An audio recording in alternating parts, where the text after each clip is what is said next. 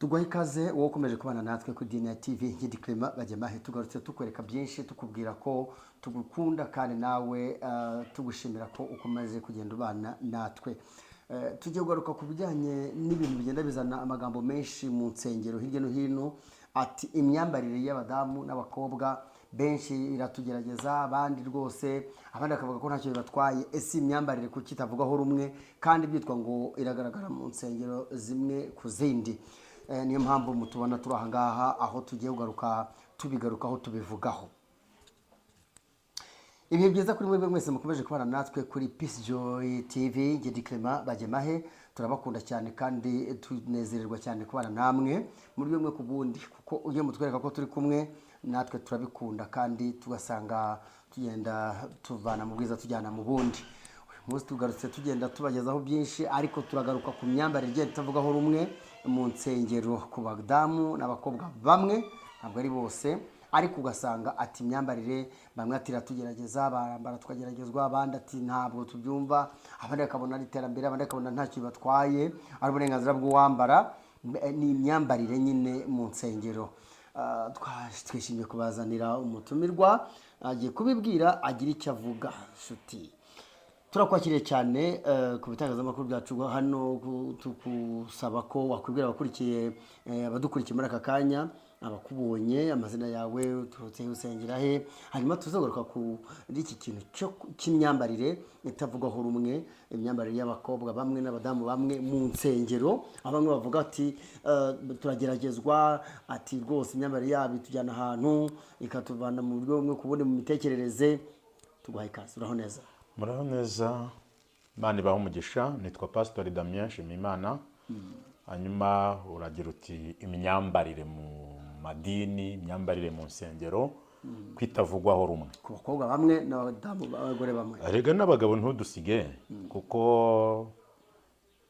natwe turambara kandi dukenera kwambara. Nashatse gukora ikijyanye n'abadamu gusa n'abakobwa kugira ngo ubutazagaruke ku bagabo ariko ntacyo bijyanire hamwe reka hazemo n'abagabo n'abasore kuko buriya iyo ugerageza gushaka gusesengura no kwerekana ukuri ntaho wirengagiza kuko nimba ari ikigendanye n'imyambaro uhumeka wese arambara ariko umwihariko noneho nabari mu nsengero kandi mu nsengero n'abagabo bazamo n'abasore bazamo rero niyo mpamvu numva twabiterurira rimwe kugira ngo ahari uwo mukobwa uwo mudamu atagira ati ese ko mwatwibasiye twebwe twenyine kandi hari n'abagabo wenda bashobora kuba badushotora.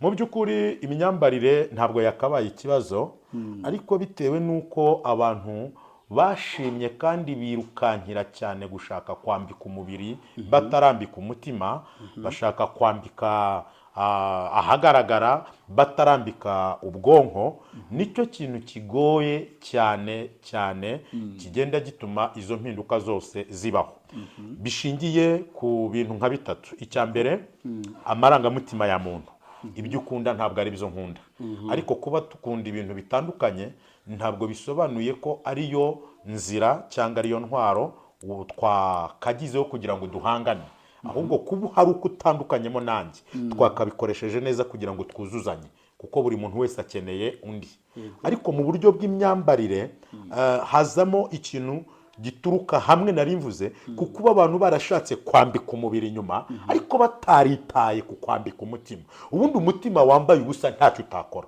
niyo wawambika ibigera ku birenge bigahisha n'inzara ariko umutima wambuye utambaye n'ubundi utarambitse umutima ibyo yambaye nubwo bigeraho ari ngarikiye agakiza bikubura hasi nubwo bya bikubura hasi ariko umutima utambaye n'ubundi arabikuramo. Kuko hari ubwo abantu bibeshya ngo aba bantu bambaye utuntu duto cyangwa tubegereye cyangwa tugufi exactly ni indaya cyangwa se ngo bafite umwuka w'ubusambanyi ariko ntabwo ariko bose bari hari umuntu uzambara kuko abikunda kamere ye adafite gahunda yo kurangaza muri we wese ahubwo wumureba gutyo ugahita wimagina ko yaje kukurangaza wamaze kurangara kera. Muri make barangara ntibarangazwe n'abarangaza ahubwo barangaye kera. Impamvu uvuga ngo barangaye kera ubundi umutima utunze Kristo wambaye Kristo, wambaye kwera kwa Kristo, ntabwo ufite umwanya wo kujya muri ayo matiku, ntabwo ufite umwanya wo kuza kwitegereza ko Clement yambaye ipantaro imufashe cyangwa itamufashe. Oya, ni nacyo kibazo cy'agakiza rimwe na rimwe mvuga ngo k'abanyarwanda agakiza k'abanyarwanda abagenzi banjye ni agakiza gashingiye ku byo babona, ni agakiza gashingiye ku bifatikana kwita ngo by'imirimbo ni iki. hahandi ujya no kubwiriza kugira ngo abantu bafashwe n'ijambo ry'Imana, bafashwe n'ubutumwa bwiza, bakabanza kureba ngo yambaye inkweto yangahe, ngo yambaye ipantaro imeze ite, ngo se ngo ifite grife, ngo se ngo ifite marike, ngo se ngo ibintu byinshi. Yaba ari umugabo cyangwa umudamu ateye ate, ese iriya kanzu ye yadozwe nande, ese buriya kubera iki isakoshi idasa n'inkweto, bakajya muri ayo matiku. Kubera iki? Impamvu bafite umwanya w'amatiku nuko ijambo ry'Imana riri rike muri bo, imitima ntiyambaye. Mubashije kwambika imitima, mubashije kwambika ubwonko, mubashije kwambika ururimi, ntabwo mwabona umwanya wo kumenya ikanzu y'umweru, ijipo ndende cyangwa ingufi, ifasha umuntu cyangwa itamufashe. Ibyo ntimwabibonera umwanya. Kutavuze kwambika n'amaso kandi ari yareba amaso. Iyo ubwonko bwambaye, ubwonko nibwo buhereza amaso. Akoze cyane. Hanyuma kugira ngo abantu badakomeza gutinzwa n'iyi myambarire hakorwa iki? Kuko biravugwa ati babateza ibindi bitekerezo bitari byiza, kugira ngo bakore hakorwa iki? Urakoze. Abo batezwe ibitekerezo bitari byiza, ndagira ngo mbabwire ngo muriho murabeshyera abo bantu. Ibyo bitekerezo n'ubundi bituye muri wowe, ahubwo bibaye kakumwe ikintu kiba gicejekeye mu muntu ariko gitegereje ikigisembura. Ni nka kumwe ushobora kubona umuntu ufite ubumuga bwo abana n'ubumuga bwo mu mutwe, afite ubwo burwayi, ariko wamubona atuje atari kuvuga, ukaba wamwitiranya n'umuntu muzima, ariko iyo avuze nibwo umenya uwo ari we. Rero abo bantu nabo ibyo bitekerezo n'ubundi bituye muri bo, kandi biri muri bo. Iyo babonye uwo mushiki wabo cyangwa uwo mugenzi wabo rero birakanguka. Ariko burya si uwo baboneye mu rusengero, oya, burya n'uwo bahurira mu muhanda byakanguka. Ntabwo ikibazo ari uko bamuboneye mu rusengero. Ariko tukiri aho ko bita komurusi komeningasire, ushatse kuvuga ko uku kwambara batikwije akaba yagaragaza, tuvuge ikibiro, akagaragaza imiterere ye, nabyo urumva urabishyigikira ko byajya bikorwa, ahubwo ureba akari wowe wirwariza? Oya, ntabwo mbishyigikira ko bikorwa, ariko ndavuga ngo niba mwarambitse umutima, umuntu wambitse umutima wambara Kristo, umuntu Kristo atuyemo nawe ntiyatinyuka kwambara ako kantu kagaragaza imiterere ye. Swati hari ibishobora kuvana n'umuco w'igihugu arimo, ariko igihugu icyo ari cyo cyose, amabwiriza, amategeko Kristo yatanze, aravuze ngo niwe nzira n'ukuri n'ubugingo, ntawe ujya kwa data atamujyanye. Wemeye kugendana na Yesu rero, ibyo Yesu asaba abanyarwanda, nibyo asaba abanyamerika, nibyo asaba aba South Sudan, nibyo asaba abari muri Aziya n'abari mu migabane itandukanye. Amategeko n'amabwiriza y'agakiza namwe, hunga icyaha, izera Kristo. Rero uwahunze icyaha akizera Kristo, akimika Kristo mu mutima we, Kristo niwe umuyobora, ntabwo aba akiri uwe ngo yigenge, abasigaye agengwa na Kristo. Umuntu ugengwa na Kristo rero ntabwo afite uwo mwanya wo kuza gushyira ibibero bye hanze, amabere ye hanze, kuko azi neza ko atari uwe ngo yigenge, azi neza ko umubiri we ari urusengero rw'umwuka we. Ababikora muri bo bafite kugusha no gutwara, ni intumwa za Satani, amarangamutima ni intumwa za Satani. Kuko biravuga ngo iyo abana b'Imana bateranye, abasatani nabo baza gushengerera. Ni intumwa za Satani. Abagushwa nabyo bitware bate, bakora iki? Abagushwa nabyo, icya mbere muvane, erega ntabwo ibigutambutse imbere byose ari ngombwa kubiha umwanya. Ikibazo ni uko babiha umwanya. Biranansetsa bikanambabaza, ugasanga umuntu ari mu rusengero cyangwa ari ahandi hantu afite gahunda yamujyanyaho, umuntu aratambutse anyuzeho akarwara urukebo, kandi mu byamuzanye aho hantu ntabwo umuntu ararimo, ntiyari azi ko bahura, ntiyari azi ko amuca imbere. Rero ni mu byima agaciro, ni mu bitesha agaciro mu mitwe yanyu, ni mu byima umwanya mukirinda kubitinzaho amaso, nabo bazagera babone ko abashumbye abantu bafite imiterere yo kwambara gutyo, haba abagore n'abakobwa bamwe cyangwa abasore bamwe n'abagabo bamwe, nk'uko babihuje. Abashumbye babana urababwira iki abashumbye? Isoko yabyo, promoteri yabyo.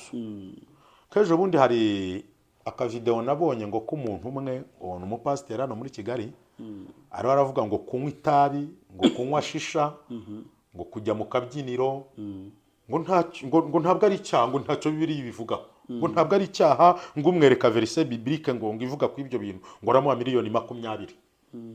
Rero abo barashyigikirwa na bene izo nyigisho z'ubuyobe, na bene izo nyigisho zadutse ubu ngubu zikundishije abantu isi. Ugasanga imyigishirize y'umuntu arigisha abantu kuko agamije kwiremera agakipe, kwishakira abafana. Ariko ubundi umwigisha w'ubutumwa bwiza hava akagera, uwigishiriza abantu kugira ngo bahinduke baba bigishwa ba Yesu Kristo iteka ryose, ni umwanzi w'isi. Igihe rero utaremera kwakira iki kintu ngo wemere kwangwa n'isi ariko ushyigikirwe n'iyaguhamagaye, bizagorana. Ikiriho rero ngiki, mwe ba pastor, ni mwibuke neza ko abo bantu muhagarara imbere igihe kizagera mukababazwa. Mwibuke neza ko nubwo mubashumbye, rimwe na rimwe njya numva n'intambara hagati muri bo, ngo runaka ngo yantwariye abantu, ukagira ngo niwe wabacunguye, niwe wabapfiriye, ukagira ngo n'abana be yabyaye. Ni mwibuke ko abo bantu babari imbere, babicara imbere, abo muhagarara imbere mubwiriza, muzababazwa, igihe kimwe muzababazwa. Nimumenya ko muzababazwa rero, mwibuke gusubira ku rufatiro, mumenye misiyo, intego Imana yabahamagariye, icyo yabatumye muri abo bantu ni iki. Mukora umurimo w'Imana, mureke gukora ibigendanye n'amarari n'amarangamutima yanyu.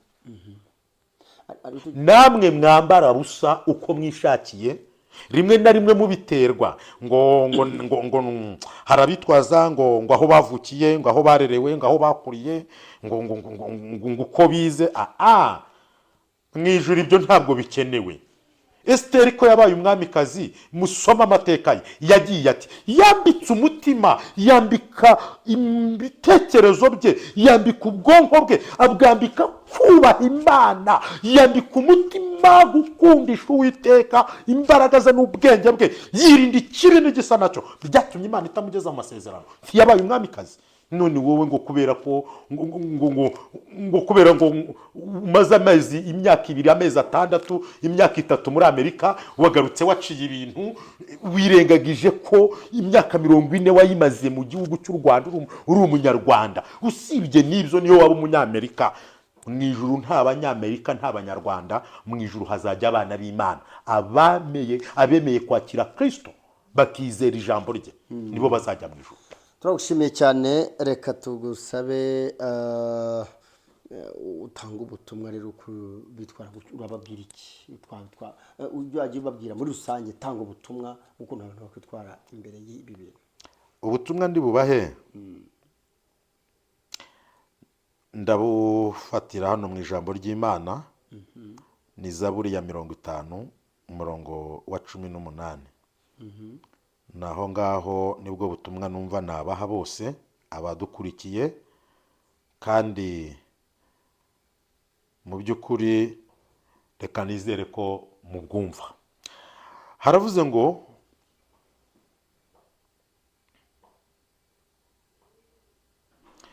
reka mbere kuri 16, ariko umunyabyaha Imana iramubaza iti, wiruhiriza iki kuvuga amategeko yanjye, ugashyira isezerano ryanjye mu kanwa kawe?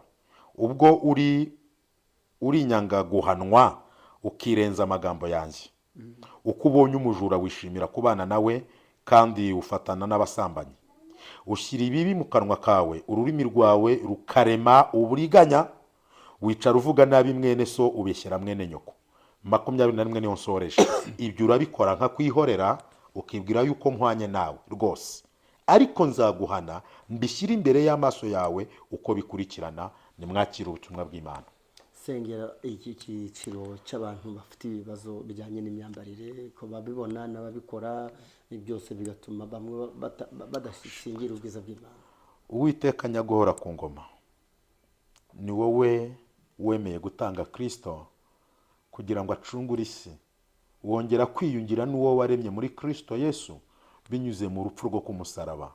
Mubo Yesu yameneye amaraso n'aba bakurikiranye iki kiganiro bose barimo, turasenze kugira ngo wongere usuka umwuka wo kwimenya. Buri muntu wese yimenye, amenye uwo ari we muri Kristo, amenye uwo ari we mu Mana, amenye icyo Imana imusaba, amenye uko akwiye kugenda, amenye uko akwiye gukora. Kuko Paulo aravuze ngo byose turabyemererwa ariko siko bitugirira umumaro. Rero Mwami, ndasabye kugira ngo Uwiteka utandukanye ubwoko bwawe, ishyanga wironkeye, abo waguze amaraso, abo wacunguje amaraso, utandukanye abana bawe, ubatandukanye Mwami, ubatandukanye n'isi ya none, ubatandukanye n'abantu bo mu isi. Kuko ndabizi neza mu isi harimo abantu b'Imana ariko harimo n'abana b'Imana. Abantu b'Imana ni abaremwe n'Imana bose, kuko nta uriho kubwe, umuntu wese ariho kuko Imana yamuremye ikamushyira ku isi. Ariko muri aba bantu b'Imana harimo igice cy'abakwemeye, harimo igice cy'abakwizeye, harimo bana b'Imana, harimo Yohana yavuze ngo icyakora bamwemeye bose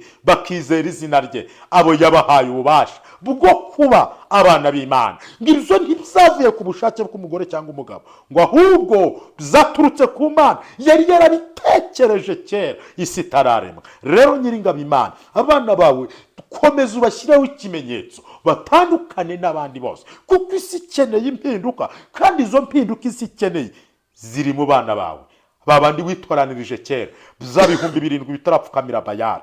Ndakwinginze ngo urusheho kubasukira imbaraga, ubakoresha iby'ubutwari.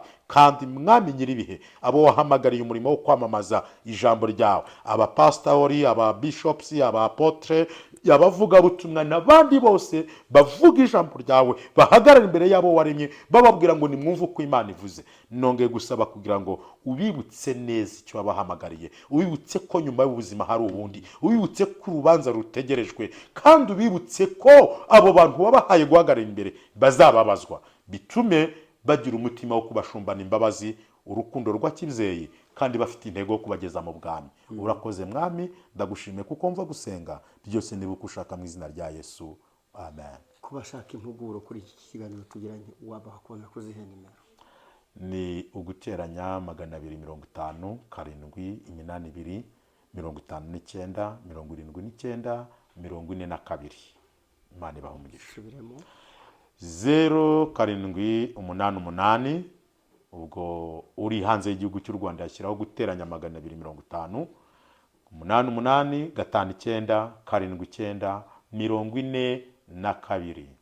Urakoze cyane, tugushimiye cyane Pastor Damien. Murakoze, nanjye ndabashimiye. Yakoze kwitabira utumire bwacu. Murumva ko bitoroshye, imyambarire, urujya n'uruza, kutavugaho rumwe. Ese wowe ubona ute? Wabivugaho iki? Tanga ibitekerezo byawe kuri commentaire. Turagushimiye cyane gukomeza kubana natwe. Ibintu byiza.